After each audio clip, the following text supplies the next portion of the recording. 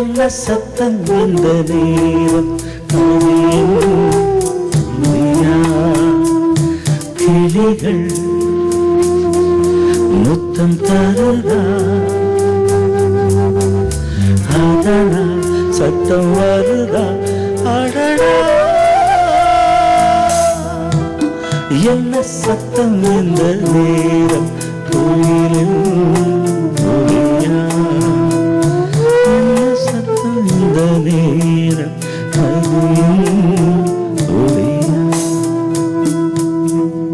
Wagah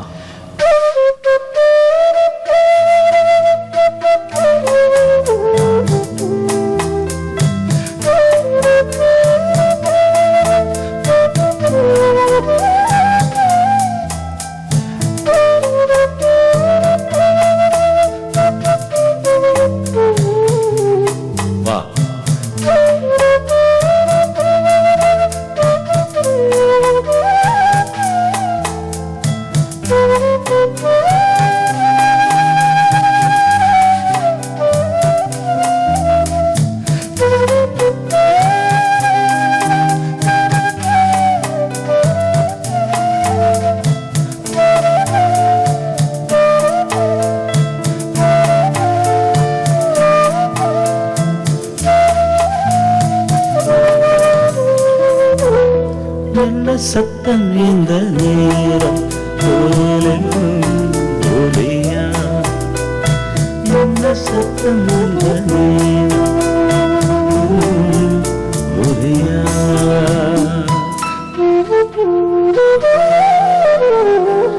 Aha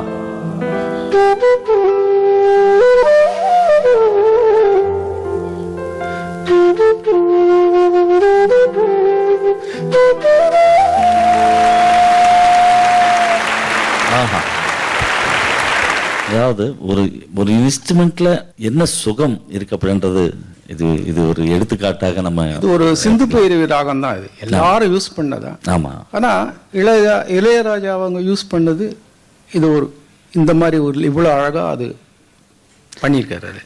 simple and beautiful. யார் வேணா பாடலாம். கண்டிப்பா. சிந்து பைரவி ராகம் அதை பாடுன்னா கொஞ்சம் கஷ்டப்படுவாங்க எல்லாரும். இப்போ நீங்க படிச்சு அதுக்கப்புறமா சைமல்டேனியஸா பிராக்டிஸ் பண்ணிட்டே வந்தீங்க. ப்ரோக்ராம்ஸ் ஏதாவது பண்ணிருக்கீங்களா? நிறைய பண்ணிருக்கேன். அந்த இளையராஜா சார்க்கே நிறைய கச்சேரிங்களா. அதுதான் கேட்க வந்தேன். இசை ஞானி அவர்களை எப்போ மீட் பண்ணீங்க? எப்படி அந்த சந்தர்ப்பம் கிடைத்தது உங்களுக்கு? எனக்கு ஒரு ஃப்ரெண்டு மூலமா ஜி.கே. வெங்கடேஷ் இன்ட்ரடியூஸ் பண்ண ஒரு சந்தர்ப்பம் கிடைச்சது. ஆனா முதல்ல நான் எம்எஸ்சி படிச்சு முடிச்சதானே, தட் இஸ் ஐ திங்க் 1962 நினைக்கிறேன் சார். அப்போ முதல் தடவை அவரை பார்த்து அவர்கிட்ட வாசி காமிச்சேன். ஜி.கே. வெங்கடேஷ் அவர்கள் கிட்ட. The great music director. Great music director. Telugu music director. Telugu, Kannada. Also இது தமிழ் சொன்னாரு. எஸ். அப்போ இவர் இல்ல. ராஜே சார் இல்ல. அப்போ அவர் என்ன பண்ணாரு, வாசி காமிச்சோன்னா மறுநாள் ரெக்கார்டிங் வாங்கிட்டாரு. உங்களை எனக்கு ரெக்கார்டிங் வாசிக்கிறத பத்தி ஒண்ணுமே தெரியாது. ஏய் பாடா அப்படின்ட்டாரு. ஜஸ்ட் நீங்க ஃப்ளூட் வாட்சி காட்டின உடனே இமிடியேட் ரெக்கார்டிங் சான்ஸ். ஃபேண்டாஸ்டிக். அப்படியே போய் வாசிச்சேன், செஞ்சேன். அது ஒரு விஷயம். நான் உடனே வேற ஊருக்கு போயிட்டேன். எங்கேயோ வேலை விஷயமா ஃபிஷரிஸ் டிபார்ட்மெண்ட்ல வேலை கிடைச்சது. ராமேஸ்வரத்துக்கிட்ட எங்கேயோ கடல் ஓரத்துல போட்டாங்க என்ன. அப்போ இசைக்கும் எனக்கும் ஒரு சம்பந்தம் இல்லை. நான் மட்டும் ஃப்ளூட்டை வச்சுக்கின்னு ஏதோ அந்த கடல் ஓரத்துல உட்காந்து வாசினு. பட் அது எத்தனை வருஷம்? அது 62ல படிப்பு முடிச்சு இசை சினிமா ஃபீல்ட்ல என்டர் பண்ணி ஊருக்கு போயிட்டீங்க. அப்புறம் ரொம்ப வருஷம் கழிச்சு வந்தப்போ திருப்பி என்ன ஒரு கூப்பிட்டாரு. அப்புறம் என்னுடைய ஆபீஸ் பக்கத்துல மிஸ்டர் ஜி.கே. வெங்கடேஷ் வீடு இருந்தது. ஓஹோ. அப்போ நான் நடந்து போகும்போது ஏய் மேலே வாடான்னு கூப்பிட்டாரு. என்னடா பண்ணுறேன், இங்கே தான் ஆஃபீஸில் இருக்கேன் சார். அப்படியா அப்படின்னு நான் பேசின்னு இருக்கும்போது அந்த நேரத்தில் இசை ஞானி இளையராஜா அவர்கள் அங்கே என்டர் ஆனார். அப்போ வந்து ஒயிட் அண்ட் ஒயிட்டு தலையெல்லாம் வரைன்னு ரொம்ப ட்ரிம்மாக இருப்பார், ரொம்ப யங் பாய் மாதிரி இருந்தார். அப்போ அவர் எனக்கு அவரை இன்ட்ரடியூஸ் பண்ணார். இவர் தான் மிஸ்டர் ராஜா, எனக்கு எல்லாமே அவர் தான், கிட்டாரிஸ்ட்டு கம்போசிங்கில் எல்லாம் அவர் உதவுறாரு அப்படின்னு அவர் நமஸ்காரம். அன்றைக்கி நான் நினைக்கிறேன் நியூ இயர்னு நினைக்கிறேன், நியூ இயர் கிட்ட ஆசீர்வாதம் வாங்கிறதுக்காக வந்திருந்தார். வந்துட்டு அவர் அப்படி போனார். அவர் போனதும் இவர் சொல்கிறாரு, இவர் வருங்காலத்தில் ஒரு பெரிய மியூசிக் டைரக்டராக வரப்போறாரு இந்த பையன், பார்த்து வச்சுக்கோன்னாரு. ஜிகே என்கிட்ட சொன்னார். அது எப்படி பழிச்சுது பாருங்க. இன்னைக்கு வந்து தமிழ் மக்கள் மட்டுமல்ல, south Indians plus north Indians எல்லாருமே இளையராஜா அவர்களுடைய பாடல்கள் கேட்காத ஆள் இருப்பாங்க அப்படின்னா அதிசயம். டெஃபினட்டாக எல்லாரும் கேட்டிருப்பாங்க. எத்தனை வெரைட்டிஸ். அந்த நான் சொன்னேன் முதல்ல ஒரு சவுண்டை பற்றி. ஆமாம் சார். உலகத்தில் உள்ள எல்லா சவுண்டும் நம்ம அனுபவிக்கணும். That is concept of global music. உலக இசை என்ற இது அந்த கான்செப்ட் இப்போ நிறைய பேசுறாங்க.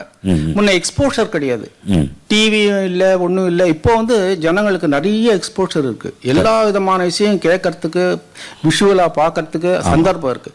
அதனால அவங்களுக்கு வந்து நிறைய விதமான சவுண்ட்ஸ் அண்ட் இசை தேவைப்படுது. அதனால இந்த global concept of global music, இந்த குளோபல் மியூசிக் இப்பதான் வந்திருக்கு. ஆனா நம்ம இந்தியாவில் உள்ள இசையமைப்பாளர்கள், மியூசிக் டைரக்டர்ஸ் இது எந்த காலத்திலயும் அந்த குளோபல் மியூசிக் பண்ணிட்டாங்க. அதுக்கு உதாரணமா அந்த காலத்துல இந்த ராஜ் கபூர் அவர்கள், கிரேட் ப்ரொடியூசர் அண்ட் ஆக்டர், அவருடைய பாடல்கள்லாம் பாத்தீங்கன்னா ரஷ்யாவில் ஃபேமஸ் ஆயிருக்குது.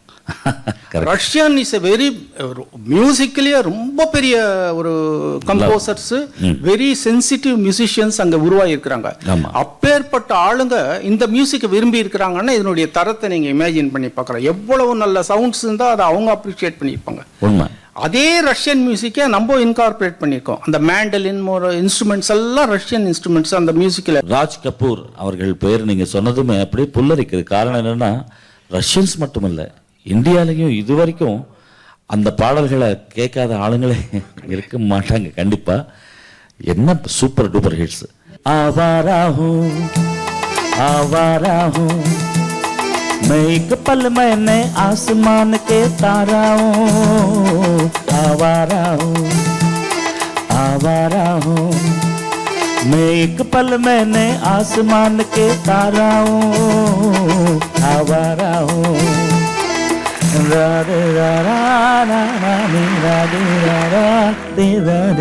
பிஜிஎம்மோட சேர்ந்து நமக்கு நினைவுக்கு வருது அந்த பாடல்கள் எல்லாம். ஸோ அந்த மாதிரி ஒரு கம்போசிஷன்ஸ் அவரெல்லாம் எப்படி என்ஜாய் பண்ணி ஆக்ட் பண்ணியிருப்பாரு. இந்த மாதிரி மியூசிக் இன்ட்ரெஸ்ட் இருந்த அவருடைய சாங்ஸ் இன்னைக்கு வரைக்கும், இன்னைக்கு என்ன இன்னொரு 200-300 வருஷங்க அப்புறம் கூட ஃப்ரெஷ்ஷாக தான் இருக்கும் அந்த பாடல்கள். மியூசிக்கு வயசே கிடையாது. ஆக்சுவலா ஓல்டு சாங்னே நம்ம சொல்லக்கூடாது. சாங், ஆமா, சாங்குக்கு வயசே கிடையாது.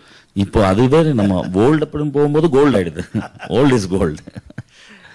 ஸோ நீங்க ஒரு சென்ட்ரல் கவர்மெண்ட்ல ஜாப் ஹோல்டராக இருந்து ராஜா சாருடைய இசையில எப்படி அவருக்கு ஜஸ்ட் இன்ட்ரடியூஸ் பண்ணது ஜிகே வெங்கடேஷ் அவர்கள். எப்படி அவர்கிட்ட நீங்க இன்ஸ்ட்ருமெண்ட் பிளேயரா, ஒரு சோலோ ஃப்ளூட்டிஸ்டா அவர்கிட்ட ஜாயின் பண்ணீங்கன்றது தெரிஞ்சுக்கிறதுக்கு முன்னாடி ஹமாம் மனதோடு மனோவில் ஒரு ஸ்மால் பிரேக்கு பிறகு சந்திப்போம்.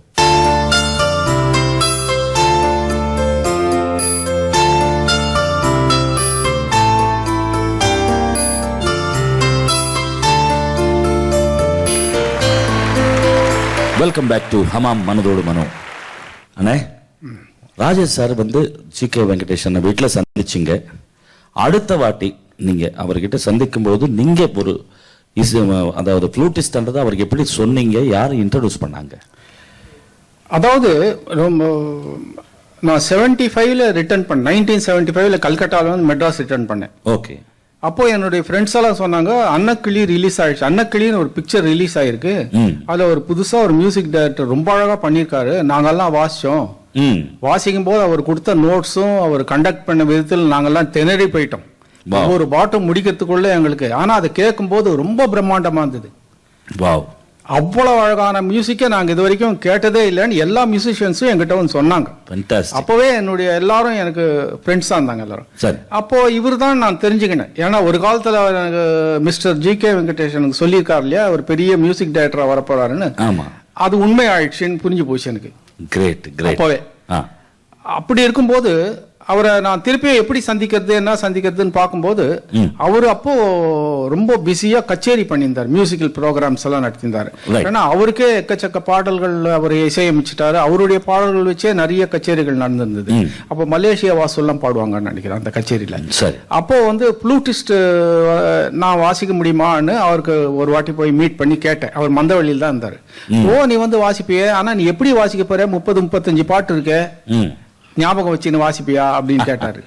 நானும் வாசிப்பேன் அப்படின்னு ஒரு துணிச்சல் தான். அவர் பாட்டுலாம் எனக்கு ரொம்ப பிடிக்கும். இப்ப கேட்டிருக்கேன், கேசட்ல போட்டு கொடுத்தாரு, கேட்டேன். அண்ணன் கிளி பாட்டு, அந்த பாட்டு, இந்த பாட்டு